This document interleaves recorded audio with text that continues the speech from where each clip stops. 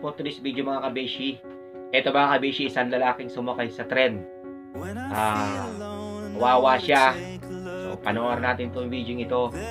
Nakakaawa siya. Kaya kayo, ito lang payo ko sa inyo mga kalods. Kung kayo sasakay ng bus o jeep o ano pa mga passenger na mga sasakyan yan o pang publikong sasakyan. So wag kayong sasabit para wag kayong matulad sa nangyari dito sa nakasabit sa tren.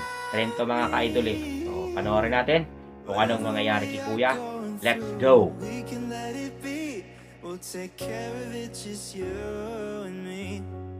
So habang nakasakay siya sa tren, may sinisilip siya, di ba?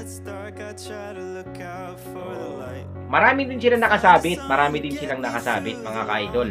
So tingnan natin itong patayo-tayong to kung anong mangyayari sa kanya. So tingnan natin mga ka-idol, oh.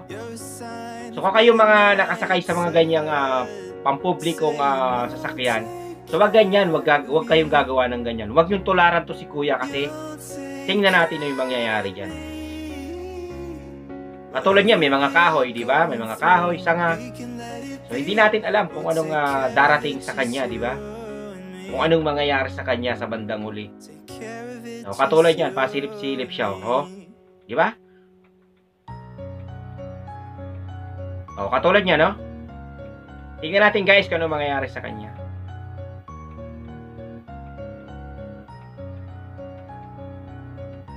Patayo-tayo kasi siya eh. Dapat hindi siya dyan umano kasi baka puno na yung tren. So katulad niya, may mga damo, di ba? Napakadelikado niyan. So nakakaawa tong lalaking to, si Kuya, no? Yan, no, katulad niya, no? Yan. Malapit na.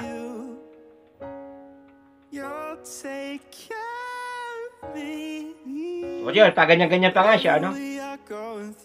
So yun na guys. Ayan, no? Nakakaawa tong lalaking to. Bakit kasi patayo-tayo, idol? Oh, katulad niya may mga niyog, oh, lumalampasan niya lang. Oh, katulad niya mga sanga. Oh, may mga sanga. Pinalampasan niya lang,